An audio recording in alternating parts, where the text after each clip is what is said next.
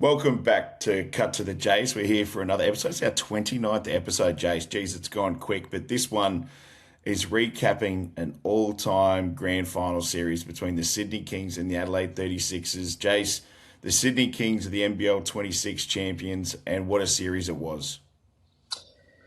Firstly, I didn't even know we've done 29 because that's actually a lot of episodes. It's pretty crazy.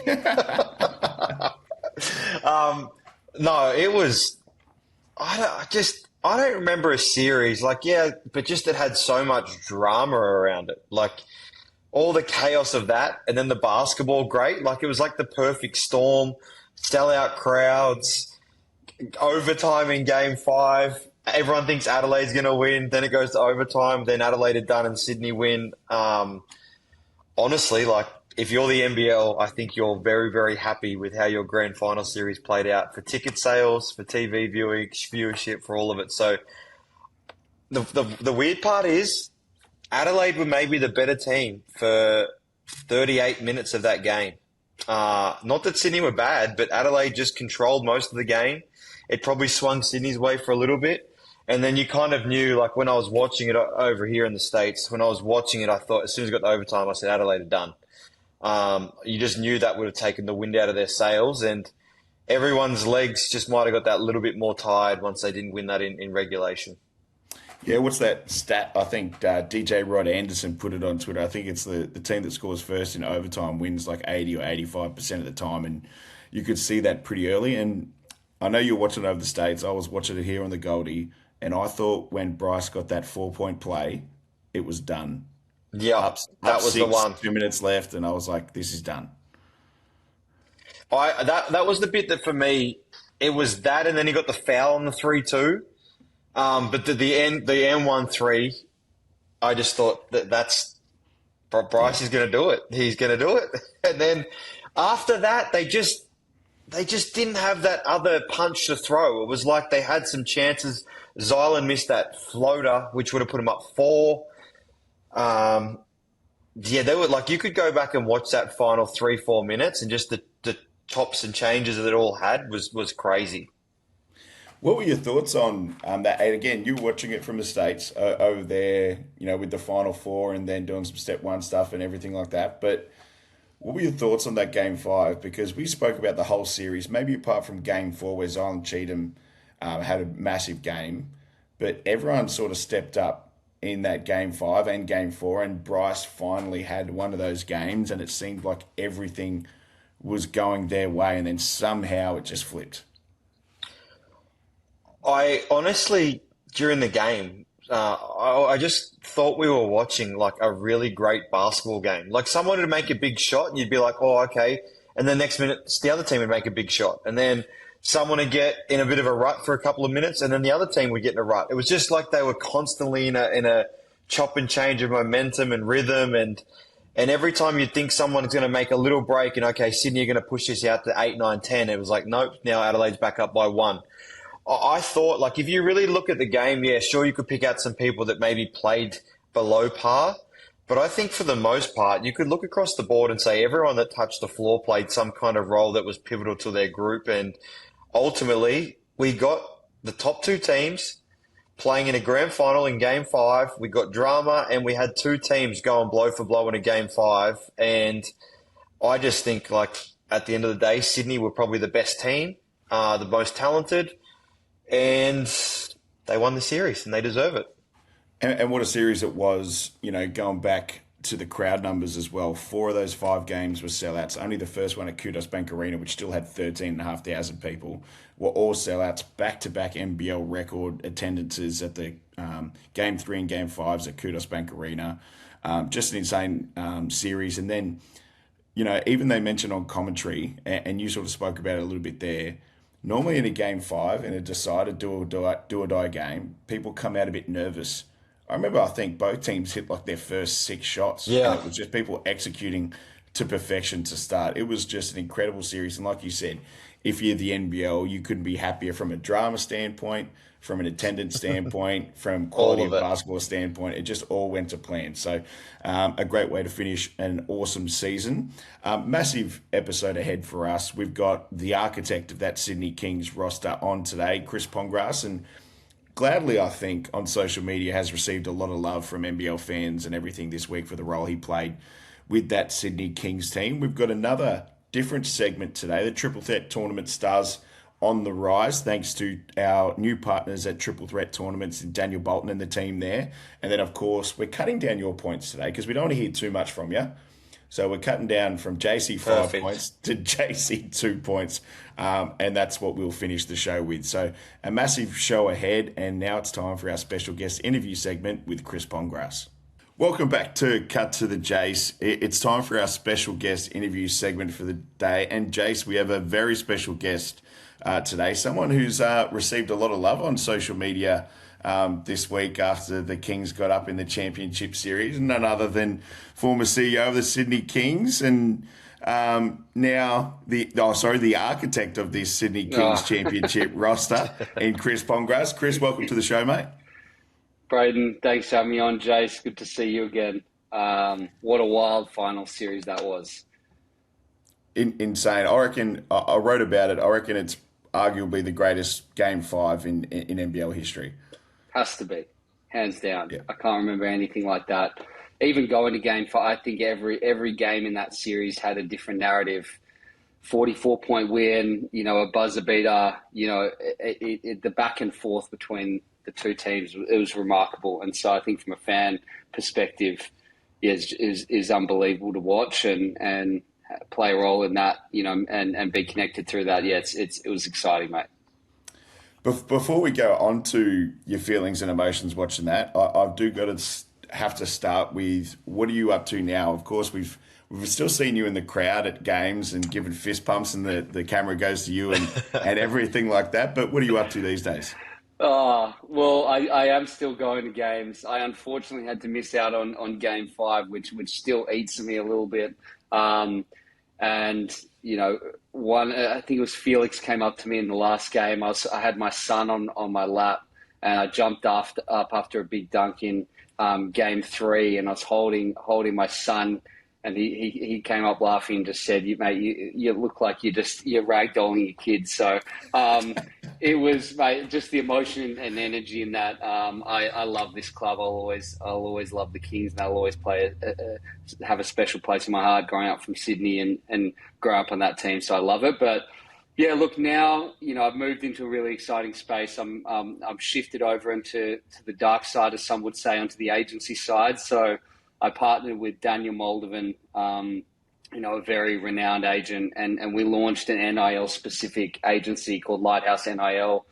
So right now, it is just focused on up-and-coming young Australian, New Zealand, and some American athletes that are entering the college space. And it's a really exciting place to be in, chaotic. The transfer portal opened the last couple of days for those who've been keeping tabs. And, yeah, it's a different landscape to what it was 2 years ago, let alone 10 years ago, before any of these, new rules are in place. And it's a great place to be, because I think a lot of these young athletes, the support that they need and their parents need navigating this is different to what it was. It's replicating that of a pro environment at such a young age. So a great place to be, and really excited about what the next couple of years look like. Chris, we'll get further into that because obviously, as you know, and many else, I've obviously played a big part in Roman's career, and you and Dan are currently looking after him and the decision making he's going through as he enters the portal. But let's go back to the Kings, because we spoke a lot in the last few days about what this kind of championship series was, and when you go back to just playing this part in the season where you are the CEO for half of it, you are now no longer the CEO, but you were part of the reason that roster came together. You've helped build it. You played a major part in it for a number of years now, 7 in total. What was it like watching Game 5 from afar across the other side of the world? And what was your feelings as that was all playing out in the game and then just after? Well, firstly, it was heart-wrenching. I flew down with my dad to Adelaide last week to go watch Game 4 and hope that that was going to be the chance that the team would lift the trophy and I could be there for it, knowing full well that if it didn't, I was leaving 48 hours later to go over to the US and had to be watching it at 2 a.m., 3 a.m. on the laptop, screaming in a hotel room late. So It was mixed feeling. It was bittersweet that, you know, amazing, just this sense of relief and joy for everyone involved in that entire organization that they, you know, got to achieve what they achieved, and bitter that I couldn't be there to celebrate with them and be around the people that have played such an influential part in my life, players, staff, owners, everyone. So it was mixed emotions, but honestly, just pure joy for these guys. You know, I've got a lot of love for everyone in that club. You know, from Luke and Bogues and Paul Smith and the Denholms, you know, to Gorge and into the playing group. You know, everyone that we've had. You know, Zave and Brucey have been a stable since, you know, they were both there when I recruited them in 2019, and to see them achieve, you know, their third championship in 5 seasons, it's just, you know, a lot of love and a lot of joy and excitement for this club. The building of the roster, now we'll go through multiple parts of it, but I guess we got to start with him because he was the finals MVP and he had an incredible year. You after the whole Adelaide situation, go and sign Kendrick. Obviously, we all know I was there. There was a lot of talk about KD in the off-season. What made you, one, go there, and two, also realise once you had him that you're like, okay, no, this kid can play. We'll be able to make this work. And he probably changed the minds of a lot of people in who he is. Great question. I mean, the luxury that we had there is, you know, I don't want to downplay the fact that there are a lot of people that contributed to the building of the roster, and that's what I loved about it. It wasn't groupthink, but it was, you know, the relationship that I have with Gorge and Luke. You know, everyone played such an influential role in building it at some point. You know, so that's why I never want to ever be the one to take credit for, you know, building it. I played a part in it, and I think there's a lot of people that go in and contribute to that. So I think that's really important. But for someone like Kendrick, again, it was different for each player that you bring in. But he was one, I think everyone knew he could play, right? The on-court was never, it was something that was questionable. He was runner-up MVP the year before, and he's such an impactful player. And yes, you know, we don't know because, as you said, you were the one in the locker room. We had no idea what happened in Adelaide. You can only read what you can read. And so, you know, Gorge was very much spearheading that decision in wanting to bring him in. And Kendrick was great through that entire process, right? He was communicating with me and with Brian, but he was very active in, you know, explaining his side of the story, but also not shying away from some of the challenges that he'd faced the year before. He took them on head on and said, look, I know I've got to mature, and I think in your environment, with the people you have around, with Gorge, with Luke, with Bogues, with, you know, again, in a major city, he said, I think that's going to be the best place for me to learn as a player, not just develop on the court, but off the court. And, you know, yes, some saw it as a huge risk. He was great about really convincing us that this was the right decision, and hands down it was, right? Again, runner-up MVP, grand finals MVP, the stat lines that he produced in that final series, you know, one game was 35, 15 and 0 turnovers. The only player to ever have 1,000 points in the season and less than 100 turnovers.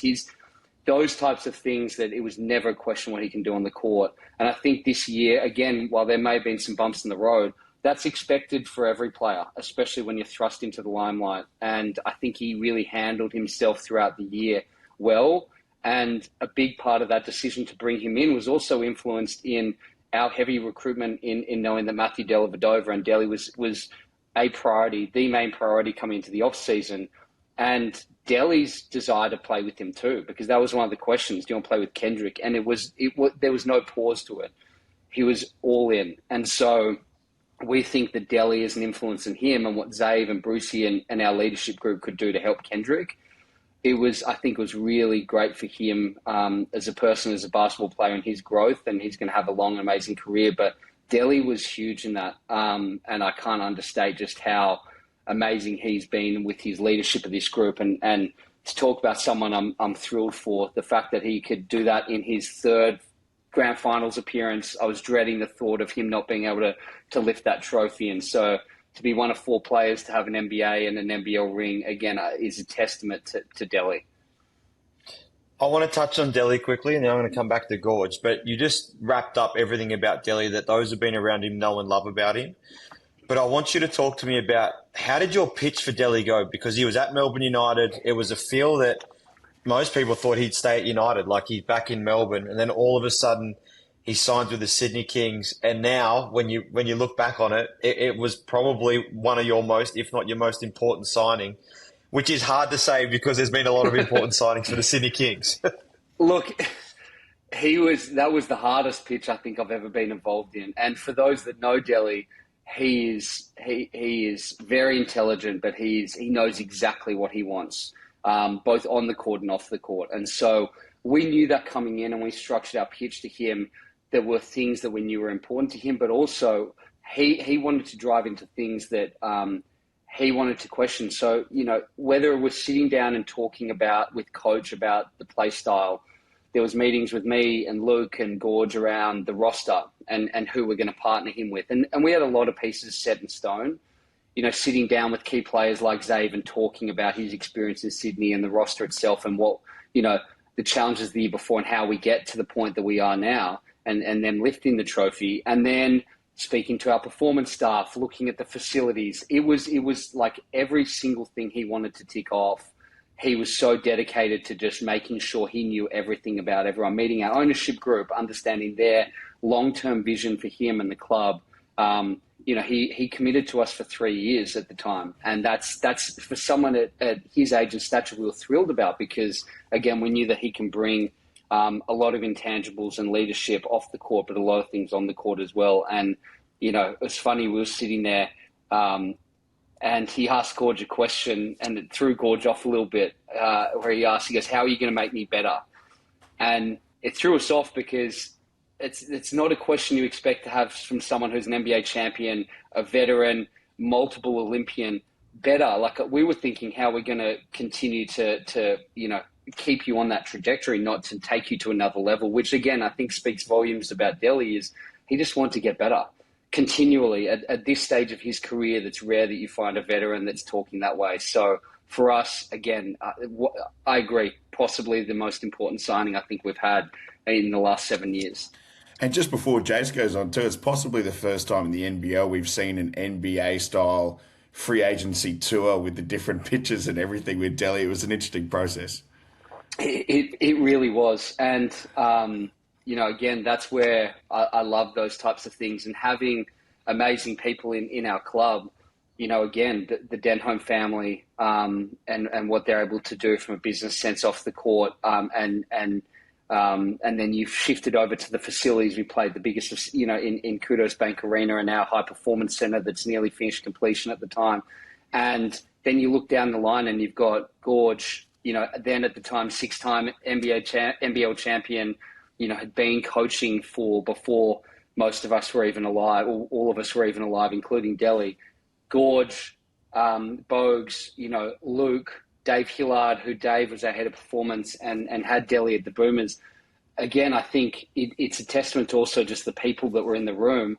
Paul Smith and Paul Kine that, again, would be the ones that instilled this vision back in 2019. So I feel like it's just a combination of parts, right? And it's the sum of all of those parts where it's not just one thing I think got across the line. I think it was everyone involved in that pitch and that process. And, I feel like you'd hope that you can get there in the first year, but it was talking about a period over the next 3 years for him to get to that point. To do that in the first year, I feel like everyone's lived up to their side of the bargain, right? It's like we pitched that, but he also pitched to us around how he can help our team, and he lived up to that in spades. I want to quickly touch on Gorge because you could probably talk about him for a whole episode, and we don't want to do a whole episode on Gorge. We could all talk a whole episode. Get Gorge on here, mate. It'll be an amazing. I might have to bring him on. We'll do an extended episode. But you've known of Gorge a long time. You're a basketball person. You're a Sydney basketball lover. What was it like to work alongside Gorge? But also, what was it like to have his influence on yourself, the playing group? Like, how was that to manage, but also like just work alongside? It was great. Again, I grew up in Sydney, as did you, Jase. I was going to Kings games from a young age. I've watched him. You know, the thought of being able to work alongside him was always exciting to me, especially when he was coaching Illawarra. I thought, again, just you're able to see what he can do to a program in such a short amount of time. And we were thrust into it. When he signed on, he and I were on a plane. We announced him. We did the press conference, and then the next morning, he and I flew to go recruit Zave out in the Philippines. And so our first time together, we spent 5 days flying across the world and locked at each other's hip. And I think that was really impactful for us to develop a really close bond, because we need to work alongside each other. And my philosophy has always been, I'm never going to want to, push a player. Luke and I are never going to push a player down a coach's throat. And, for him, he needs to be the one that's signing off on not necessarily signing off, but he's got to know and approve all the players that he wants to bring in, because he's the one that needs to be coaching them, and vice versa. So for me to be able to work alongside him, I learned a ton from him. I just love to learn and listen and hear stories, but also just seeing how he manages players and the relationships he builds. Like, it's a storied one, his relationship with Kendrick, and I think that's really helped him. It's really helped Kendrick. But just the relationships he builds with people and staff and the fans, you watch how much that meant to him when he's walking off the court, throwing his arms in the air. That's when I talk about the joy, I looked at just the passion and everything he threw in. And he's a lifer. Every time I see him, he's cutting film or he's watching college basketball. I talked to him about something other than basketball, and somehow 15 seconds late skewed back. So he's just a basketball lifer, and arguably the best coach in Australian sports history. I'm just thankful. I got 18 months to work alongside him and learn from him. It was unique. I want to ask about another member of the coaching staff, a guy who can be a polarizing figure, as we all know, especially during the championship series with some different things. But Bogues, him stepping into that assistant coach role, and we've mentioned it several times on the podcast. He came in and he was doing some work with us before that. And he mentioned he didn't want to just get the fast road because he's Andrew Bogut. He wanted to do all the things necessary that an assistant coach does. And then I saw him at the Oz Coaches Conference in Canberra, where a lot of junior coaches are going to learn and everything. Can you talk about his influence and his addition to that coaching staff and what he's meant to the group? Yeah, I love Bogues. Again, he coming in 2019, I was a young executive, in a big role in a big city, and he was playing at the time, and he was one of my first pit stops out of Memphis. I flew over to meet him in San Francisco when he was playing with the Warriors, and sat down and had a conversation, and so he could understand how I see the game, but I really just want to learn from him, because if you're the smartest person in the room, you're in the wrong room. And I was lucky enough to be sitting in rooms with him and Gorge and Will Weaver and Chase and Luke and people who are just amazing basketball minds and arguably much smarter than myself. And so I learned a lot from him from over that time. And to see him go from a player to an owner, he kept his finger on the pulse. He was always involved in our recruitment strategies and pitches and player discussions. But it was evident just how much he missed the game. And so for him to want to come and move into a coaching role, because you go from, he was living on the Gold Coast. He moved his whole family down to Sydney, uprooted his life, kids out of school, put him in a new school. And to do that, a coaching job, for those who coach know all too well, there's a lot of work for the assistants that go into it. It's not just on court. It's not the scouts. It's cutting up film. And he was very green on a lot of that. And I give a lot of credit to the coaching staff as well. Sean Roger and Billy T and the development development coaches who, he had to learn really quickly how to cut film. And I think for him, I think it was a great learning curve. And he dove headfirst into it. And so I think his influence on the team was enormous. Him as one of the best bigs in Australian basketball, being able to coach them on the court, being able to learn from Gorge too. It's like, I think those things are really important for him.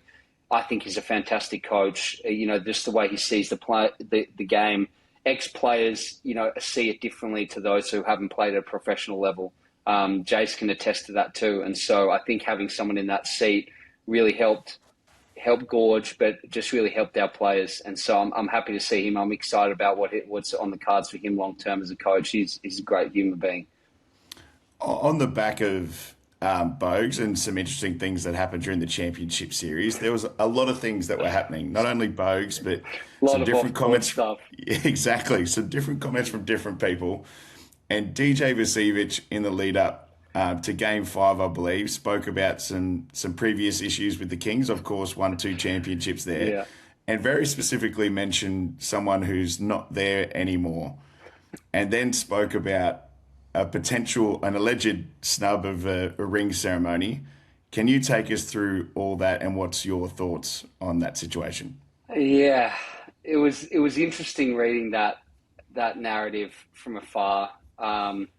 Right before a Game 5, 2 days before a Game 5, it's like, hopefully everyone's focused on the game itself. So that was interesting. Look, I don't want to air out dirty laundry. It's upsetting to hear it because you see it framed as one side of the story. Everyone's got their own truths, and that's fine. Whether it comes out or not, I just think it's a non-issue. And yes, he did play for us, and he won 2 championships, and he was a huge part of those 2 championships, which, again, it's hard to understate. Once you're a championship with a team, you've got that connection forever. So he'll forever be remembered and appreciated as a Sydney King and for what he did in the city. Him moving on, players move on, right? Like, teams move on from players move on from teams, people get cut. There's good and bad blood when you leave, all of those things. It's been 3 years. It's almost like get over it. And so to hear that, I think everyone's in a better situation. He's loving his time in Adelaide and he's happy, and that's great. And the Sydney Kings just lifted a championship. So if you could go back and say, was it the right decision? Arguably, it's hard to say no. Of course it was, right? This path led us to winning, the Kings winning an NBL championship. So would I change things? Absolutely not. It was completely the right decision. Everyone's got their truths. The ring ceremony one, yeah, look, in the NBA, for those who see it, the returning players receive a ring on opening night if they're still on the team. Players don't get flown in, and their families get flown in to accept the ring. I didn't fly in Tim Suarez or Derek Walton or Tommy V or whoever else it might have been that had moved to another team in a year where they didn't get a ring. They get it when they return. And, so no, that's not, it's not a snub. We didn't snub him or his family. We don't fly people from the US, to come accept the ring on a night, especially ones that aren't playing for us anymore. So, we were lucky enough that Zay's family lives in Wollongong and drove up to accept his ring. I think that's a different situation, but also Xavier's the captain of that team. And so, again, would I change things? Absolutely not. But the off-court stuff, it's hard to not, want to respond immediately. So I've tried to keep my lips shut, but it is what it is. It's like, I think everyone's just got to move on from it now. It's been 3 years. It did make for a very eventful series, though. From the KD to Bryce MVP situation, to the Bogues, to Grant Kelly situation, to the DJ to Sydney, and then in amongst that, there was basketball games going on. So it definitely added some. Maybe we should have behind the scenes cameras and made it like a reality series just for those 5 games. Be a top show on Netflix. Everyone would have paid to watch that. No, look, of course, especially in the tunnel.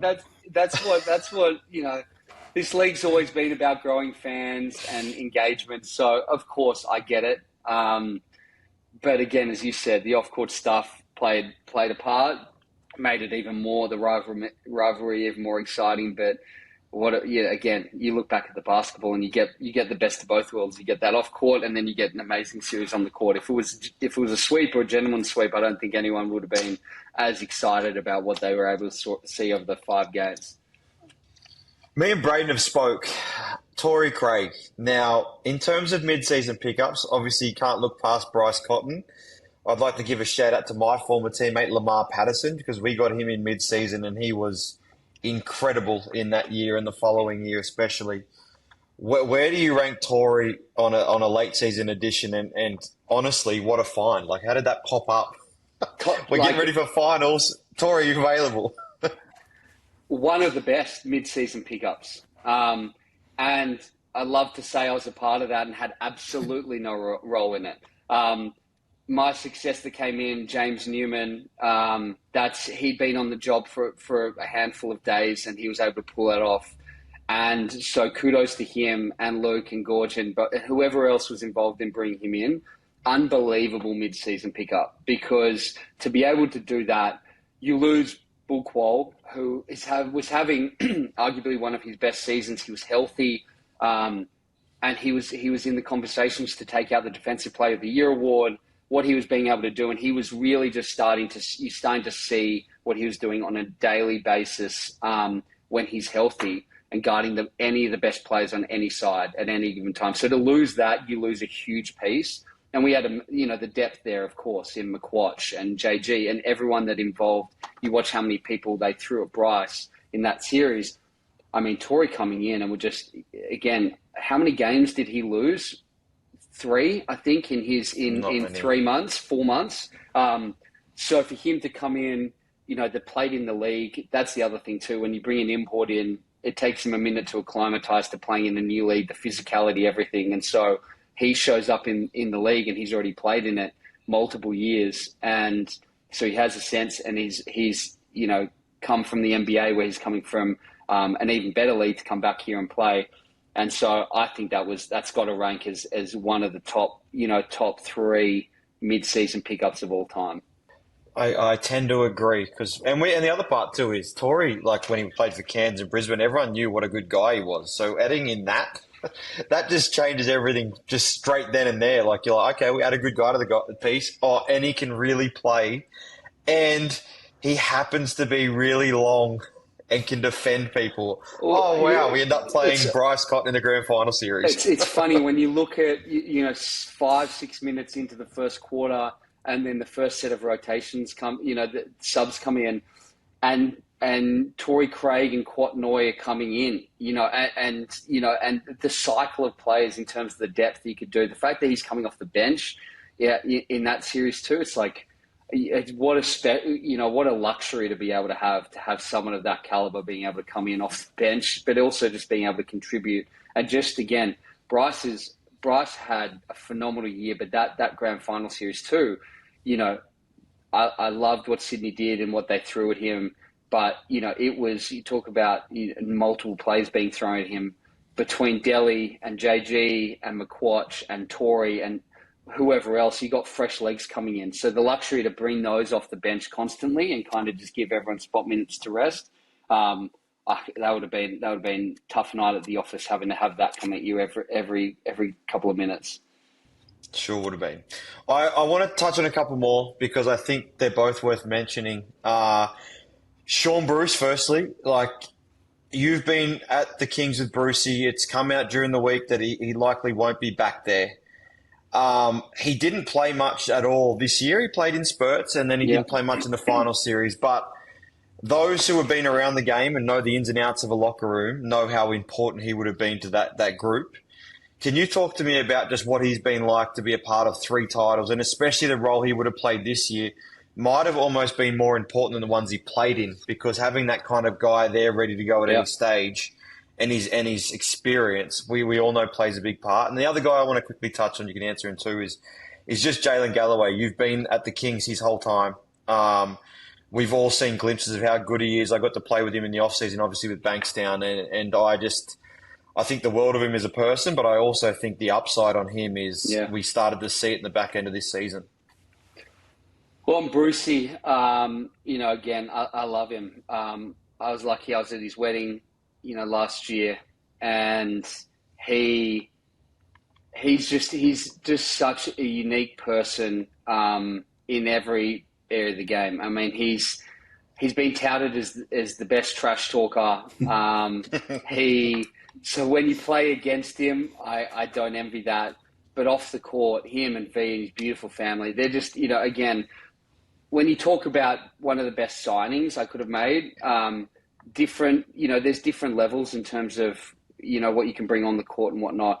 I think he's arguably just as much in that category as one of the best signings that I was able to make, because, I came in and he was one of my first signings back in 2019.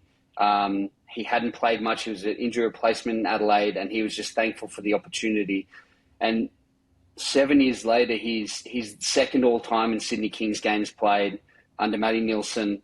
And for someone like that, that's an NBL journeyman, but had just had such an amazing career, for him to get a trophy at the end and hold it up again.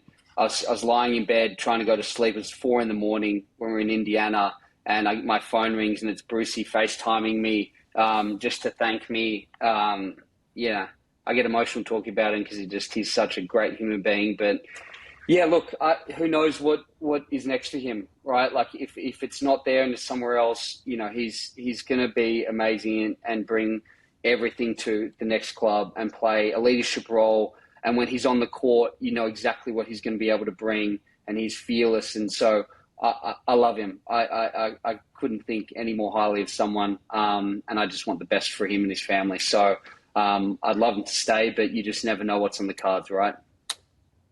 And then 100%.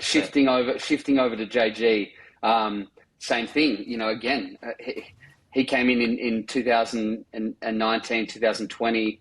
And I've seen him be able to grow and mature as a player, and what he was able to do and the passion he was able to play with in that final series is something I think people are being able to see what we've seen for years of just him playing at the absolute top of his game. His athleticism, but his shooting, multiple games with 5 made threes, all of those things. It was just amazing to see him play such an impactful role, and so. People forget that he's 22, 23 years old, and he's not even he's 3-4 years away from his prime, and he's been a pro for 6 years. And so the best is yet to come for that kid, and someone, again, who I was just lucky enough to see grow in such an impactful way and make it to the NBA, come back, and I still think the NBA is on the cards for him. I do. One quick one before Jase moves on to other stuff. I wanted to ask whether you could give me an insight into this, because I saw them embrace after the final siren went Tim Suarez and Luke Longley, and it was a hug that fell into the stands and then went on for about another minute on court. A tackle hug. It was crazy when I saw the footage of just them two. Can you take us insight into the relationship between those two? But look, it is not an easy task to take down Luke. He didn't take him down fully. As the Philippines know, they didn't want to do it. My goodness, he just launched his way. I think there's the chair that looked like it had broken both legs in the background. So I'm sure Kudos can be thrilled about that. But look, Timmy, Luke has great relationships with all the players. But obviously being a big and being able to help bigs play, I know he's a passion for him.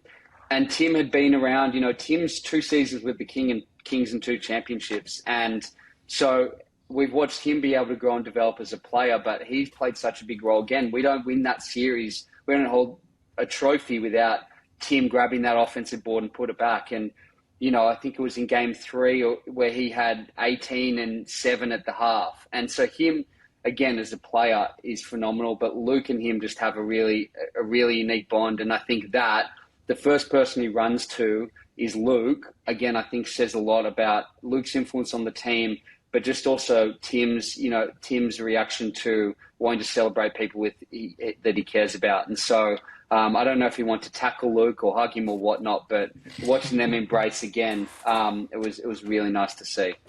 I want to quickly move on because Braden touched it at the start and you spoke about it. You've obviously left the team world of some 15 years being in Memphis and Sydney to go to this other world with obviously Daniel Moldovan, we know, is Josh Giddey, Dyson Daniels, Dash Daniels. He's got a lot of the big dogs around Australian basketball. But what's it been like to go to this college NIL space? Like everything I see and anyone in basketball sees, it's just ever-changing. NIL deals, colleges spending crazy money on coaches, on players. The portal just opens. There was something like, I think I read 1,000 girls and 2,000 boys or something. How has it been for you now that you're now fully in that space, and not only fully in it, 4 months later the portal opens? Look, it's drinking from a fire hose. It is full on. And as you said, the rules are changing. the regulations, all of that stuff. So you're almost learning on the fly. I'm lucky enough, Daniel, Molden's been doing in the agent world for 25 years and has represented some of the most amazing players internationally, Australians, New Zealanders, Europeans, Americans, whatnot. And so he's been placing kids in college for years, well before NIL existed. So it's not new to us as a business, but new to me. And so I'm being lucky enough to learn from him, which is really helpful. Whereas if I was to try and roll this dice on my own, I wouldn't be able to do it. And so that's been really fun. Being out here in a different side, I'm the one who's usually recruiting the players from agents. Now I've got teams that are recruiting our players. That's unique. That's a different system, but I live and breathe negotiating, and that's fun to me. I love that. But I've also been able to see it from the team side and know good agents and bad agents and how to deal with them it was. And so what I want to bring into this, and open honesty, transparency, all of that stuff I think matters, and it's a relationship game. So building a lot of foundational relationships with coaches, with players has been fun. And being over in the US, we went out to Indiana for the Final Four, which was great, met a lot of coaches out there. And then out in LA now, and Daniel and I, as you said, the portal opened for the women on Monday, the men yesterday. And it's just been a whirlwind of teams reaching out and wanting our players. And we're lucky enough that we're representing some of the top men's and women's athletes in Australia and New Zealand right now. So exciting place to be. We just got to keep trying to keep up with the changes that are probably coming down the pipeline. No, it is a very different space, but it is exciting for these young kids. Can you give us a quick one before we let you go? Any sneaky signings that you can let us know yet, or can we get some reveals? I can't right now until they're announced. We got a couple that are done, both men's and women's that are to some major programs, some Power Four conferences that I'm really excited for some of our players, and I think it's really good for them. Leading with the basketball footing, finding them the right basketball situation, I think is really important. But also just maximizing what they can earn as a college athlete equally is important too. So I wish I could drop some sneaky signings for you, but not yet. 2 days too early, maybe. But no, Chris, thank you. Like, obviously, we all know what you've done at Sydney, those around basketball. I'll miss well, now I'm retired anyway, so I wouldn't, but our end of season awards dinners, I find you somewhere in the Crown Casino at some point for a drink. We find a way to drunkenly tell each other how much we love each other and want you to come play for us someday. So it just never eventuated when I was there. You escaped before I got back to Sydney. So, honestly, but no, thank you for coming on the show, mate. We appreciate it, and we look forward to keeping up to date, especially in the coming weeks, with a lot of these kids you and Daniel Moldovan are looking after. Jase, Braden, appreciate you having me on. That was fun. I'm sure we could chat hoops for another 40 minutes. So, appreciate you, boys. The Triple Threat Tournament's Rising Stars is brought to you by Triple Threat Tournaments. Triple Threat Tournaments is a premier Queensland-based basketball organiser dedicated to bridging the gap between local youth talent and elite competition. Inspired by the high-intensity USA AAU circuits, we provide structured tournaments, clinics and camps that prioritise skill development, leadership and sportsmanship. Welcome back to Cut to the Jase. A very special interview there with Chris Pongrass. Great to hear everything that he had to say about the championship series and his part in it. A very great interview to finish sort of our NBL coverage on Cut to the Jase. But Jase, it's time for a new segment. We've got our first partners on board, Triple Threat Tournaments, and it's going to be, because they're a junior sort of AAU-based organisation, we're going to do it as Stars on the Rise. So each week it's going to be the Triple Threat Tournament Stars on the Rise, thanks to our new partners at Triple Threat Tournaments in Daniel Bolton and the team. Now, they've got some very exciting things happening, Jason. They've just announced, we'll go through quickly before we get to the Stars on the Rise, and that's Dyson Daniels Camp coming to Brisbane on June 28. Slam Dunk champion Mac McClung coming to the Gold Coast on June 30. And of course, Josh Giddey coming to Brisbane on August 9. So some very special opportunities for young and aspiring athletes to see some NBA stars in Southeast Queensland, Jase. No, it's awesome. Firstly, it's great to have them on board as a partner with the show. And also, like, for me, I've seen what they've been doing, like some of those tournaments that they're hosting, and now these camps they've got coming up. Like I think it's going to be a great thing for all of these kids and the access they can get in these tournaments they can play in. It only helps. Anytime there's more basketball, it's a little bit different, but it's a bit of fun. I think is great for kids to play in, and these camps, especially with all of them, but for me with Dyson and Josh, I think that's an exciting opportunity for a lot of kids to be able to get that personal connection to our NBA superstars. Yeah, absolutely. Visit them on social media, Triple Threat Tournaments, or their website, Triple Threat Tournaments, as well to book your spot in those camps. And of course, their AAU tournaments coming up. They just had one finished this past weekend as well. But we're going to go through what way we're going to work it each week. We're going to go through 3 young stars on the rise who have done something exceptional in that past week. And Jase, I'm going to start first. He might not have played much in the NCAA tournament, but Jacob Furphy with UConn make it all the way to the national championship game, finishing as runners-up. We did an interview with him before the national championship game, and regardless whether he played or not, he would have played an integral role in that team with the preparation at trainings and everything. And what an experience for a young Australian to make it all the way to that national championship game. It is. We're going to get to Jacob in a sec, Braden, because I just want to make a quick mention to the Step 1 Oz Takeover team that played at the tournament on the weekend. Won a few of the age groups, and Step 1 playing a part in our grassroots basketball a little bit more. But I just thought I'd give a special shout out because I've seen some highlights. I've seen some highlights of the Step 1 team, a sponsored team, I should say, doing their thing. And obviously I'd known the team at Oz Hoops for a while now. So firstly, great to see them doing well at the tournament. That is now a part of our program. Good coincidence that. But no, I think Furf, like obviously he didn't play probably what he would have liked to this year. So it'll be interesting what happens with him if he stays or what happens. But I think for him to experience that and see what that's like even coming over here, I haven't been to the States for a while. When I got on the plane from Dallas to Indiana, our plane was full of people from Arizona. There was a few Michigan and a few other, but Arizona people everywhere. And everyone in the airport in Dallas, in the airport in Indiana, had some kind of gear on, whether they were going or not. So for him to just experience that, he'll be better for it. But I have no doubt also next year he'll be looking to play. So it'll be very interesting what happens to him. But to have an Aussie first year go to that and experience that, what an experience. And regardless, what an experience to learn from a program like UConn as well, and Coach Dan Hurley, who's arguably one of the best coaches in basketball at the moment.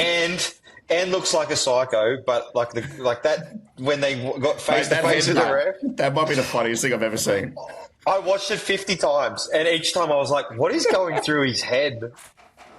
Mate, that was hilarious. I've watched that several times as well. But our second rising star, we're going to go to Andy Smith, just signed as an amateur development player for the Tasmania Jewels, the new WNBL team for next season. Of course, the daughter of Darren Smith and younger sister of Alana Smith. And that's a hell of a signing to sign with her hometown team and for the Jewels to get a rising star, Jason, and a rising star from a pretty impressive basketball family. Sure is. And a family that's had a lot, doing a lot in Tasmania right now as well. So I think it's great to see someone like that play a part. It was great for Alana to be part of that as well. Like, obviously, she was there. I seen the video and photos with her with her sister.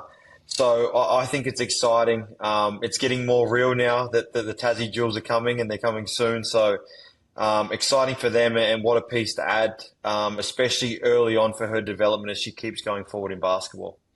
Absolutely. And our third is none other than Sataya Fagan, a USC commit. Obviously went over there this halfway through this season. Couldn't play. Will play next season. But one of the best juniors in the world, and obviously from Australia. She gets to showcase her talents at the Nike Hoop Summit in Portland on April 11, which some of the legends of the game have been there, and a lot of Australians have been there. Lara Somfei was there last year as well. So, Jase, it's a great chance for Sataya to show what she can do on the big stage. I was fortunate enough to experience playing in the Hoop Summit, and there you go. I remember the week. There was just a different week. Like being a kid from Australia, I'd been over to the States on holidays with the family, but that week, the first training session, it's a closed session, but there is scouts all the way around the court, 2 rows deep. It's the whole week. It's everything you get to see. Now, obviously, we're way more aware of that now due to social media. So a lot of the kids know how it plays out, but it's a quite a week to just experience different things. The game itself is a cool atmosphere. All the gear you get, the whole feeling around it. The thing I'll always remember is obviously the world team had a grey, I think it still is the grey jerseys, and it has Australia on the front of it. And I always found that really cool. And you're playing with someone from wherever. I had Ines Cantor, I had Corey Joseph and Tristan Thompson who had Canada on their jersey, like just the different things and the week of coming together. So Tatea will enjoy that. She's been in the States for a while, even though she didn't play this year. So what an experience for her and for us as a country, like just to keep having kids in that, it just shows how well we do developing kids, and to go and experience that, it's going to be awesome for her. Yeah, absolutely. We've had so many Australians compete at this tournament. Another great chance for Tatea to show why she was so heavily recruited by some of the biggest college schools in college basketball. That's all we have time for on the first edition of the Triple Threat Tournament's Rising Stars. Of course, we'll do this every week, and make sure you stay tuned for them on social media and on their website for all the camps and AAU tournaments coming up. But now it's time for our JC points for the week. Welcome back to Cut to the Jase, and it's time for our sort of slimmed down version of JC 5 points. We're going with the 2 points. It's our grand final edition. We only need 2 points this week. We don't need 5. Exactly. And the first point, Jase, is pretty obvious. You're going with the Sydney Kings. Yeah, like I even in my head, we said at the start 29 episodes, and I think I go back to our first few episodes where we were like, one week we're like, Sydney looked great. The next week we're like, geez, Sydney are average. And we couldn't figure them out. And then from about December onwards, I think, like they were in our top 5 points every week, because each week someone played well or Sydney won every game they played in. They had the depth of talent. They had the home finals. It just kind of was the perfect finish, right? Like every team or any person dreams of winning at home, not on the road. Like, yes, there's an element of on the road would be fun, but Sydney did it, and they were very good. And they were arguably, if you look at the majority of the season, they were the best team for probably the longest portion of the series. Like, we had Melbourne United first, then Adelaide for a stint, and then since then, Sydney just took over, and it's a credit to them. At the end of the day, over the last, 5, 6, 7 years, like I didn't even bring it up to Chris. They made 4 grand finals, won 3. Like, it's a pretty good run they're on as a club, and to see 18,500 people at a game in Sydney twice, I think it's just it's exciting times for basketball. Once again, we could say that every week. Yeah, it's incredible. And I think with the Sydney Kings roster, you can just look the amount of depth they had. They dealt with injuries throughout the season. Kelly Lupepe in the preseason blitz.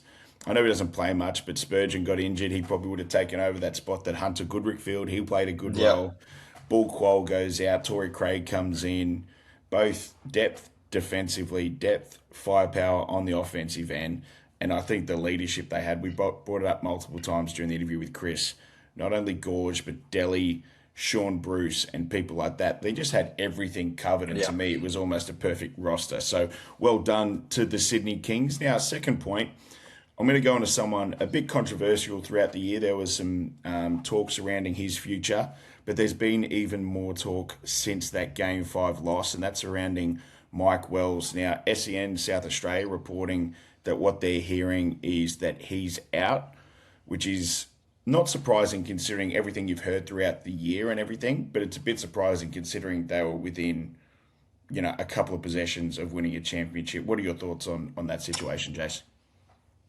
I need to separate this into multiple parts, because the first part is I really liked Mike Wells, the person. I was only around him for a year, but I really enjoyed, and I still have conversations with him. He rang me last night, so I still have conversations all the time with Mike.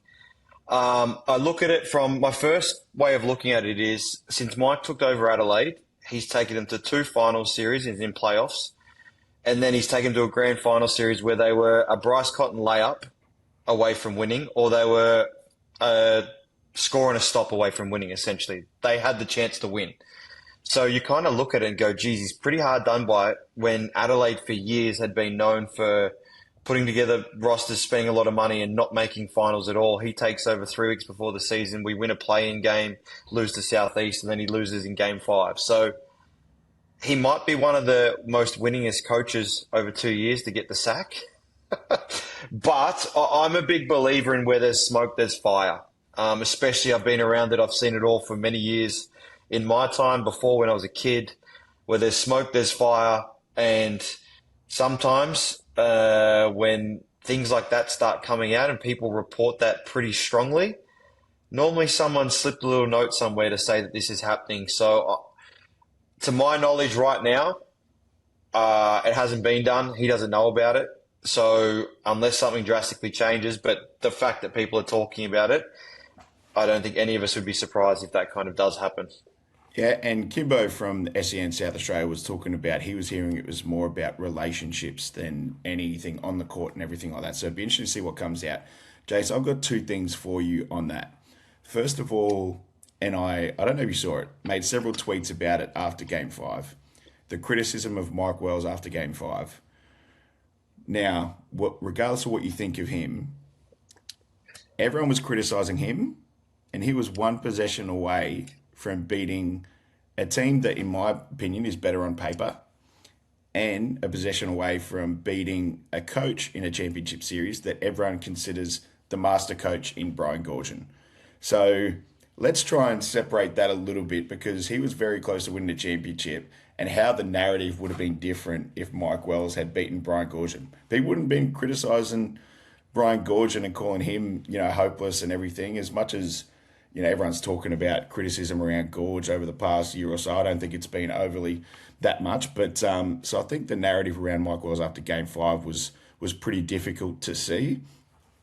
Secondly, on a different end of this perspective, Mike Wells, in the post-match press conference, he had my support and then he lost it a little bit. And I want to get your thoughts on this and see if you have thoughts on this. He was talking about changing the culture from previous issues or previous circumstances that the 36ers had. And it was said in a way that it was like the previous coaches or the previous groups' issues or their fault. And my thoughts immediately went to, hang on, the previous issues and changes in coach and everything surrounding the 36ers was self-inflicted. So it's not like in my opinion, you don't really get praise for fixing something that was the club's fault in the first place. If you understand where I'm going with that, Jase. Yeah, and I think you're right. Like, I think the part you got to look at is, imagine being the coach to come in now. Yeah. So, like, when Mike took over, it probably couldn't have got any worse, really. Like, of how things had gone the years gone before that, and that stems multiple years, not just the previous year. And so then if you look at now where they finished the year, people always say leave things in a better place than when you found it. Did Mike Wells leave the club that people see? Because let's be real. Everyone, including me now, only sees what happens on game nights. We don't see the training sessions. We don't see behind the scenes.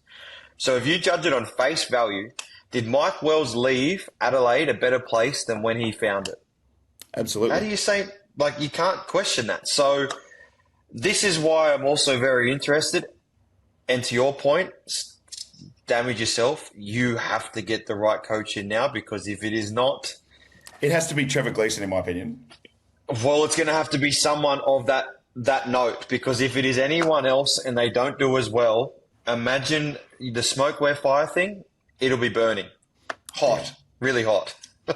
Absolutely. I think they've got to go all in to get Trev. I think he's the only one that can replace that type of situation. So going back to my point, when Mike Wells was talking about it, and I'm not criticising Mike Wells, I just think it's been a narrative from him, Matt Weston, and people we have a lot of love for on the show. We have a good relationship with Matty Weston and different things as well, but you don't get credit for turning around something that you guys created in the first place.